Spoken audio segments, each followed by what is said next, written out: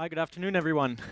Thanks for coming back from the break. I hope that was a fun time, fun break. So look, I'm Tim. I'm an IoT specialist solution architect, and I'm really excited to be with you for this last session to talk about how with AWS we can help bring models, machine learning, all the stuff that you learned about today using SageMaker and bringing inference in the cloud to make insights off of their data and bringing that into the physical world, which is in locations where you can't run this off of your websites. You actually need to be closer to your customers. And I'm also going to be on stage with two of my great customers here who are Smove and Murata, and they'll explain what they've been doing in the IoT space, as well as how they're bridging the gap with machine learning to make better decisions and better business outcomes. So, a great customer I like to talk about to start this off is sort of Fender. So, for those of you who don't know who Fender is, it's a guitar company out in the US, and they sell guitars all over the world. They started in 1951 with the Telecaster. They made bass guitars, Stratocasters, and probably all of the rock bands that you've listened to have been on stage or somehow are using Fender guitars. And you're going to ask me, like, what's the relationship with Fender guitars, wood making, IoT, and machine learning? Well, I didn't know this, but when you're actually building a guitar, it's not one piece of wood. It's actually multiple pieces of wood that you stick together to make up that guitar. And you can see in this picture, right? You've got these 4 slabs of wood, and some of them have color matching issues, some others have grain matching issues. And the idea is when you're building a guitar, you want the best quality of wood, obviously, but you want sort of the grains and the colors to match. So that you effectively have these 2 pieces of wood on the left that, even though they're from different potential trees themselves or different sides of the wood, they match together. And when they're cut up and glued together, they end up looking like this perfectly matched guitar. You wouldn't even see that the middle picture is made off of 2 pieces of wood, and then ending up with the final guitar. And so all of this is enabled with machine learning and IoT, and I'll explain that through this presentation. And sort of one of the challenges I ask you guys is sort of, if you knew the state of everything and could reason on top of that data, what problems would you solve? Well, think about Fender and their guitars, right? They know everything about every single piece of wood. By knowing everything about every single piece of wood, they can match those pieces of wood together and sort of solve their problem around quality and making sure they have some top-notch guitars. And Fender's not the only one. We have customers that are using AWS IoT-based services to solve so many different problems. Predictive maintenance. So Mirada, as part of this presentation, will describe what they're doing. Amazing stuff around predictive maintenance for the industrial context. Wellness and health solutions. Philips, with their health suite, are improving patients worldwide, their patients' well-being, by leveraging AWS IoT to bring those solutions to market.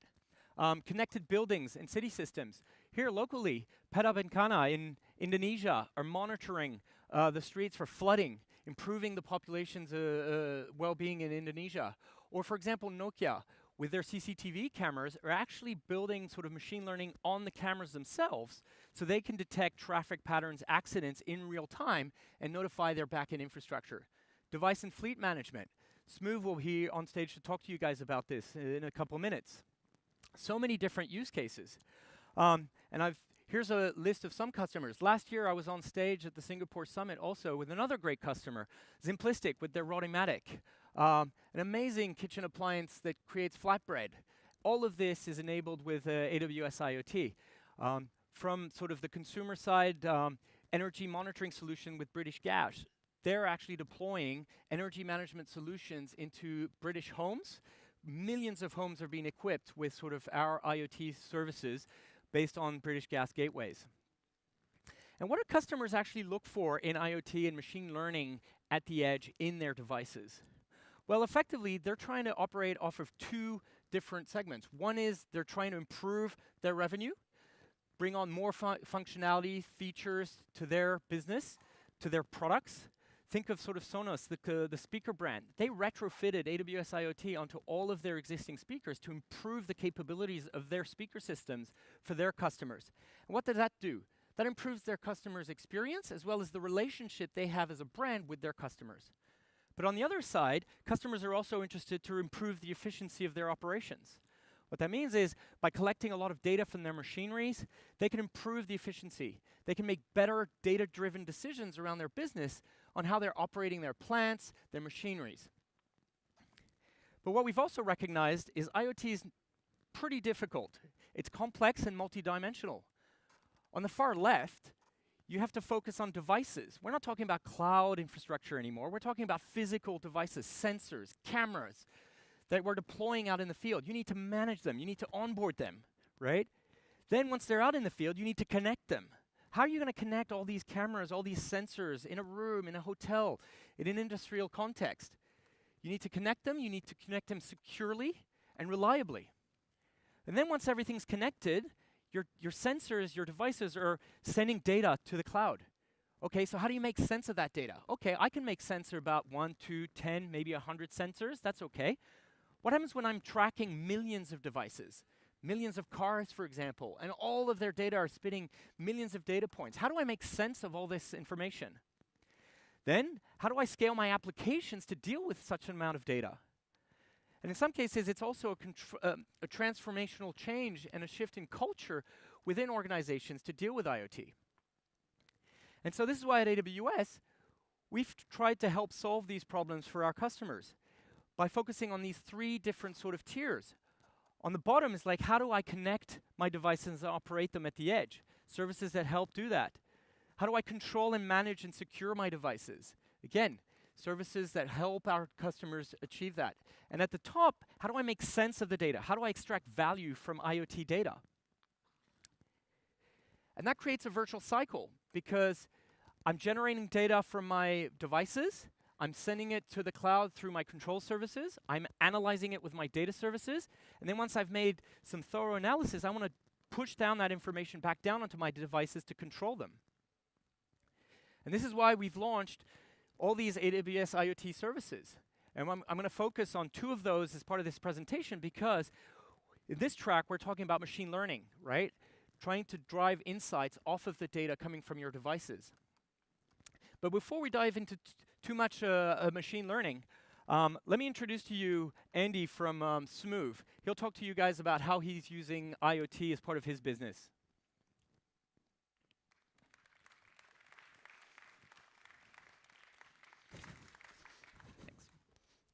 Thanks, Tim. Hey, guys. I'm going to talk to you a little bit about Smove. I'm the CTO at Smove Systems, and we have Smove Singapore operation, which besides other services offers a car sharing service. We've been the first car sharing service in Singapore and Asia that offered A to B trips, meaning you can pick up the car at one location, drop it off at a different location. You can drive for yourself, you can drive for Grab, and that creates a bunch of use cases like what you can use the car for. So we're currently doing that with a fleet size of over 400 cars in 5 different vehicle categories. Right? That gives you like a bunch of like multiple rental options. You can rent between 15 minutes and 15 months and beyond, as we always say. Basically short-term, long-term, completely dependent on the use case. Currently, we have over 110 pickup and drop-off locations in Singapore. And this creates in total like 15,000 bookings per month, with a user base of roughly almost 100,000 users. So how do we do that on the tech side? Like Tim's mentioned, we're using AWS IoT because we are developing our own hardware and software in-house, and we're putting our own hardware device in the cars. What it does then, it's hooked up to the car, collects telemetric data, has a bunch of sensors, camera system, all those things, and then it pushes data into AWS IoT, where we can then control the data from the backend. So this is something like how it would look like in real time. This is like like Singapore and our current fleet, and you see vehicles currently being on a trip. You see vehicles that are currently waiting to be picked up, vehicles that might be like late for return, things like that. So it gives us like a great overview that we actually use in with our operational team.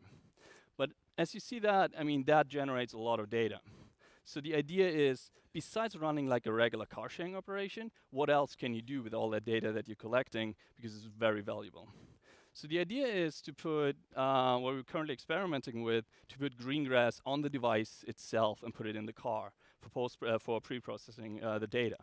Right? We have the cameras in the data, so it would be great to always to already analyze the video and the image data in the car directly. Once it gets into the cloud, we can push it, stream it via Kinesis, for example, into machine learning, and then do a little bit more with the data afterwards. So there are actually a lot of ideas that we have around what we can do with machine learning on our side. Excuse me. One of the biggest ideas is event detection. What that means is since we have a bunch of sensors in the car, we can basically detect if the car stops abruptly and maybe therefore maybe got into an accident. If you combine that with a bunch of other sensor data, put it into machine learning, create a model and train it properly, we can basically detect really what happens with the car without analyzing the video data at all. That also allows us to create driver profiles. And therefore, maybe, I don't know, people accelerating pretty quickly or moving the car left and right abruptly. So therefore we know, okay, maybe it's a quite aggressive driving style, right? So you could use that data to create bonuses and maybe discounts for drivers.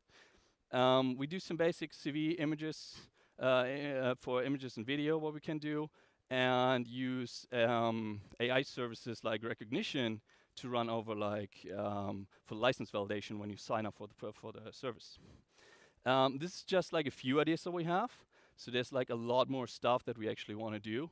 For that, obviously, we don't just need great ideas, we also need great people. So I invite you all to look at smove.sg and have a look at the career page as well. Back to you, Tim.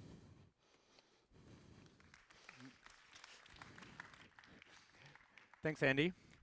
I mean, this is really great, right? Because what Smove are doing is sort of connecting cars, right, across Singapore and Southeast Asia. And what that means is they're collecting a lot of data. Connecting a lot of data, they can make insights, they can improve the customer experience. As Andy said, they can improve the customer currently driving the car's experience, but they're also improving their customer base's experience by improving how the cars are getting from point A to point B. And so what happens when you start combining AI and IoT? And sort of Andy pointed out to some of the things that they're looking at to sort of improve their business, improve their operations. And as part of that, if I come back to sort of the Fender use case, right? How was AI and IoT sort of implemented, and what benefits was Fender getting, right? Well, the benefits is they improve the yield, right? Because then they can reuse some of the wood they had stockpiled on the side for later use case, because the AI models are basically saying you can reuse that piece of wood with this new one to make a guitar that actually fits relative to color grading and grain, right? What it also improves is their efficiency and the consistency that the quality of their guitars are coming out. It reduces their rework, and it's an easy-to-use system. And all of this is enabled through IoT, Greengrass, and machine learning. But in some scenarios, it's actually quite difficult, right? Difficult because in this kind of context, customers like Rio Tinto, right? They have these huge machineries they need to monitor. Those machineries need to talk to each other. Some of these are actually autonomous, in larger scales than the Deep Racer, effectively. And all of this is operating at the edge in situations where connectivity is very limited and very difficult to get to. And this is where the virtual cycle comes into play, right? We have devices that sits into those sort of machineries that are leveraging Amazon FreeRTOS for sort of sensor-based electronics, or IoT Greengrass, using sort of gateway design to sort of aggregate all this data and send it to the cloud when connectivity is available. They send it to IoT Core, allowing sort of for that connectivity to happen reliably and, most importantly, securely. All devices connecting to AWS IoT need to authenticate properly, securely to the cloud. And then once that data is flowing in, leveraging services like AWS IoT Analytics or our data analytics services, you can start making sense of that data, crunching, aggregating that data, sending it off potentially to Amazon SageMaker, where from there you can start building out machine learning models off of that data. And once you've got that model, you can infer, obviously, from incoming data coming into the cloud, but what you're actually going to want to do is you're going to want to deploy that model onto your device, which means that you are inferring off of data flowing into the device in real time, so that you can operate at the edge with no internet connection. And so how do I extend AWS cloud capabilities to the edge with machine learning capabilities? Well, this comes back to sort of the services I talked about, and this comes down to sort of the device software. And here we're going to focus on IoT Greengrass. So what is IoT Greengrass? IoT Greengrass solves the three laws that we've sort of described with IoT. Sort of AWS IoT Greengrass extends AWS IoT onto devices so that they can act locally on the data they generate while still taking advantage of the cloud. And they solve for the three laws. The law of physics. In some cases, think about those big trucks. It's physically impossible to connect those trucks, right? The law of economics. In some cases, it's extremely expensive to bring data connectivity to some locations. Think oil tankers that are in the middle of the ocean. Think spaceships. I'm working with customers in Australia that are actually launching satellites. Think about the data connectivity there. And in some cases, solving for the law of the land. In some cases, you just cannot, from a regulatory perspective, export that data out of the physical location where it's being generated. And this is what AWS IoT Greengrass solves. AWS IoT Greengrass is effectively a local message broker, right? Allowing devices to communicate with each other locally at the edge, acting as a gateway. And it implements the same level of security that you'd expect from AWS IoT, allowing you to sort of aggregate the data, filter it before you send it out to the cloud. It actually implements local actions through Lambda functions. The same Lambda functions you're used to deploying into the cloud, you can deploy onto your edge device. You can start crunching, calculating off of the data flowing into AWS IoT Greengrass in real time. We offer data and state sync, meaning your devices can monitor their state, or Greengrass can monitor their state of the devices locally without having to ask for or synchronize that state with the cloud. Like I said, the same level of security, devices need to authenticate the same way they would to AWS IoT Core. They would have to authenticate with Greengrass with the same level of certificate-based authentication.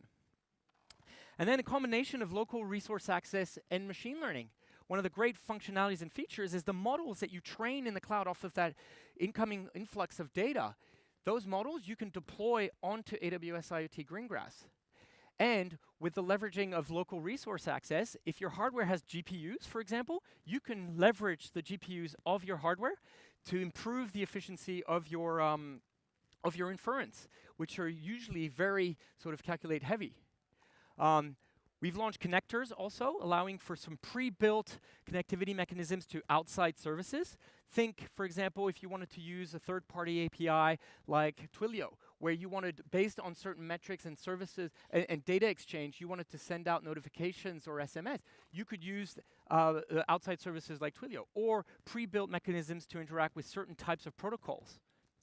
We have a secrets manager. In some cases, your AWS Greengrass service at the edge needs to authenticate to other base services.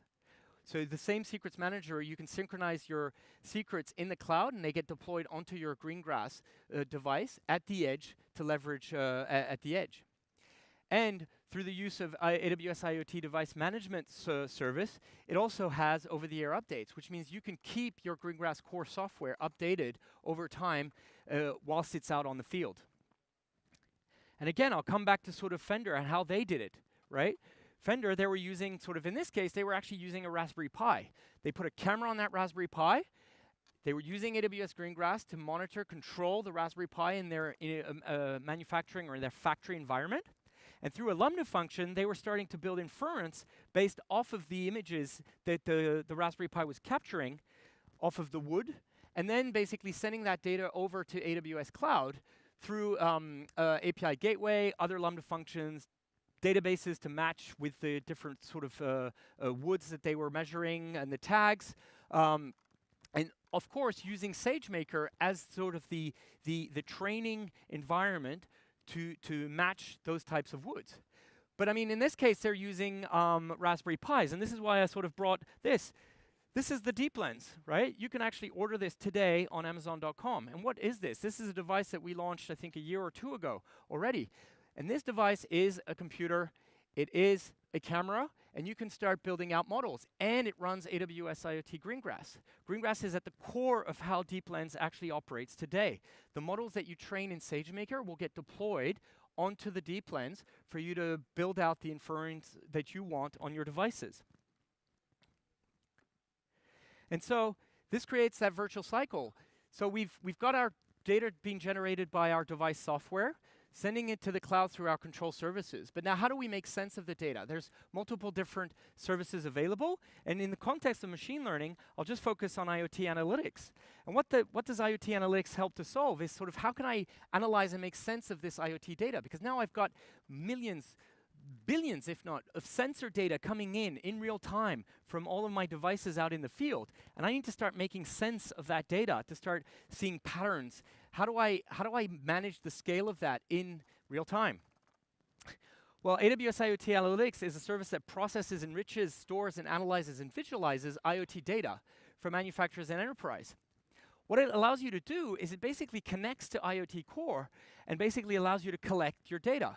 It allows you to sort of select which data you want, but it also allows you to add extra sources of data from other APIs. So think about sort of weather information or weather data if you want to correlate that type of information, that kind of data, to your IoT sensor data, right? It allows you to process that data in real time, sort of converting it into sort of raw and meaningful information, allowing you to store it into a data store, and then provide in-depth analysis of that data with the mechanisms in Jupyter Notebooks. And you can even pass that data off to SageMaker to build out sort of predictive maintenance models off of that data.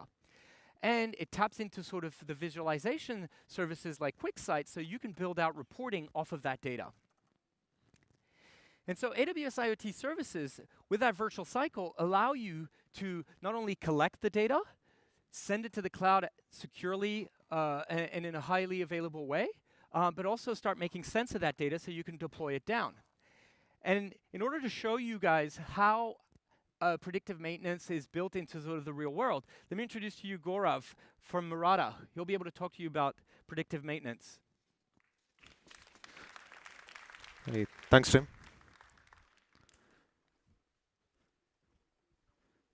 So hi, good evening, Singapore. I'm Gaurav Bansal, and I'm a product marketing engineer at Murata. And today, I'm here to tell you guys a quick story about motors and machines. Before I get started, can I request all of you to please quickly take out your smartphones? Yeah, just quickly take out your smartphones and have a good look at it. Beautiful masterpieces, isn't it? Yeah, so I just want to tell all of you today that inside each of those masterpieces, there are at least hundreds of electronic components from Murata. So some of you may not know it, but Murata and you have been connected since a very long time now. And this is just one part to Murata. There are many other parts to Murata as well. Right from exotic sensing technology to elegant wireless connectivity to sophisticated battery technology, and now even to comprehensive IoT solutions like traffic counting system, road monitoring system, and predictive maintenance solution. So we at Mirada are constantly working hard to make our homes, our industries, our cities, our nations smarter, improve our lives, and enable innovation. And to keep up with our mission to improve our lives, we have to produce a lot, like 24/7. And owing to our strong workforce and globally present manufacturing facilities, I think we've been doing okay. Yeah, but here comes the villain. So there have been some instances in our factories where some of the machines will suddenly break down, because of which there's a critical process breakdown, because of which there's a long downtime, because of which we have to face a huge financial loss. Just to put things in perspective, a critical line breakdown for one day could cost up to 100K USD. Now this multiplied by the number of critical lines in a factory, multiplied by the number of downtime days, multiplied by the number of factories globally, could be a catastrophic number. And when we talk to our friends from external factories, steel, chemical, fabric, food and beverage, and all of them have said that unexpected machine breakdown is a real problem. So we had to develop a solution that is easy, effective, elegant, and has a minimum entry barrier. So when we talk to experts from internal as well as external factories, they have informed us that, before any machines break down, it starts to give some sort of warning messages in the form of changing vibration patterns. So if we could detect those changes in vibrations pattern, I think we could talk. And that is when Murata developed this. This is Murata's vibration sensor node. This bad boy right here can help us fight this villain, can help us detect those warning messages, can help us solve the problem. And the best part about it, it's very easy to use, and I totally mean it. Right out of the box, this comes with a very powerful magnet. So for instance, if this is your critical machine, you just take this guy and cluck, you're good to go. Very easy to start. This is totally wireless, runs on batteries, so you don't need to stop any production lines or anything. So very easy to use. And this guy connects with the gateway in the background using sub-gigahertz technology. So if you start with small network, you can easily add any number of sensor nodes at any time. So very easy to expand. So Murata's vibration sensor node, easy to start, easy to use, and easy to expand. And AWS right here plays a big part in making this process easy. So once the sensor node starts collecting the data from this critical machine, it sends over to the gateway, which by the way runs AWS Greengrass. And once the data comes to the gateway, it goes to the AWS IoT platform. From there, you can push it to an S3 bucket. You can apply some Lambda functions to check whether the data is correct or not. And if it detects some sort of abnormality, you can immediately alert the factory guy, oh, please check your machines using SNS services. And in the background, AWS IoT Analytics can run some sort of machine learning models to detect some patterns in the failure. And all of this can be observed in a very easy to visualize dashboards using AWS QuickSight. And of course, running AWS Greengrass on the gateway also gives the flexibility to the factory guys to run some local Lambda functions as well. So this picture right here is a very generic overview and does not cover many granular details of the flow. But since all of you are AWS enthusiasts here today, I believe this right here makes some sense to you. And interestingly, this also reminds me of this very famous movie called The Karate Kid. Jaden Smith, Mr. Han, Dre Parker, Jackie Chan. Rings any bells, right? So on the left is Dre Parker, and on the right is Mr. Han. And Mr. Han here is trying to help Dre Parker fight your battle, which in our case is to predict unexpected machine breakdown. So yeah, AWS really helps us to make this whole process easy, right? And this is a quick dashboard. I installed one of the sensor nodes in one of our factories in Yishun, and I can easily see, oh, there's some sort of abnormality, and I really need to tell these factory guys there's something wrong with your machine. And for the end customer, they just get these sensor nodes from Murata, get an AWS account, and boom, they can immediately start to see the health of their machines. But what goes behind this easy process? So roughly, for any predictive maintenance solution, we can divide it into 7 steps. Sensor nodes, the most important part, and the ones that generate the data. Dataset collection is a step of mapping these raw sensor data into okay, not okay, abnormal conditions. Basically preparing the dataset that will be fed to any machine learning model. Pre-processing, what kind of machine learning models fits for each specific machine use case. RNNs, DNNs, random forest, or something else. ML model deployment, actually building up that model and training that model. ML model insights, converting the outputs of the machine learning model into human readable format and applying it to our specific use case. Cloud backend, of course, is the piece that connects all these pieces together. And cloud frontend and the UI is the one with the graphs and the visualizations and the one that you actually see. Sounds a bit complicated, right? So using AWS services and Murata sensor nodes, we can make the development of this predictive maintenance solution very easy, right? So now implementation of any predictive maintenance solution has to be done in 2 phases. Phase 1 is the phase that is common to all, is the phase of dataset collection, of the phase of getting the training data. Now, every predictive maintenance solution has to start with this phase. Phase 2 is the phase which is unique to each machine and each factory. This is the phase where you know the state of everything, and you will have the ability to reason on top of it.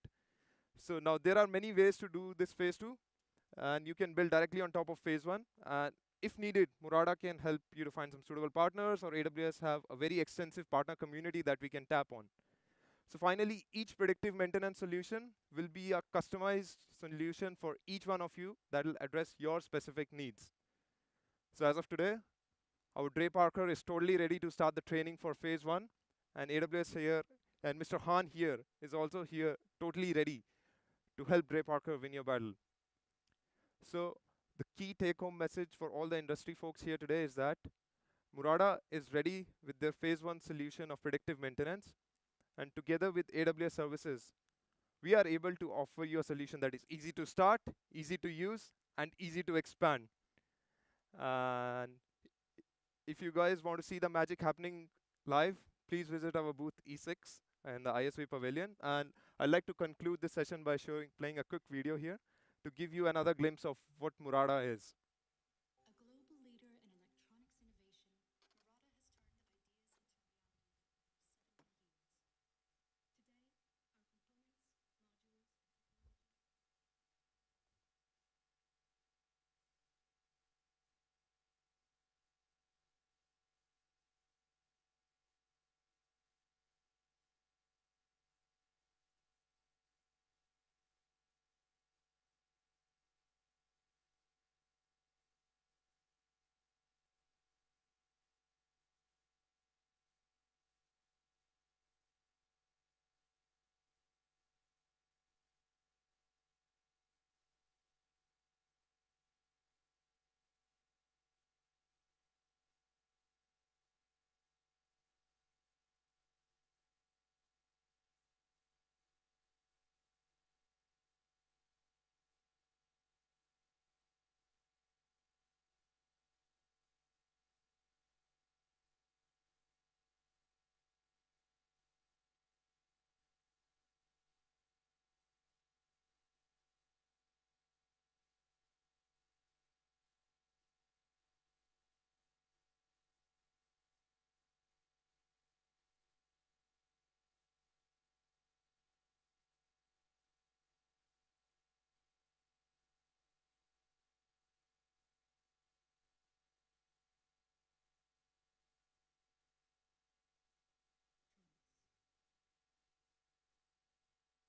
Yeah. Thank you very much, Tim. Yep. You're up. Thank you, Gaurav.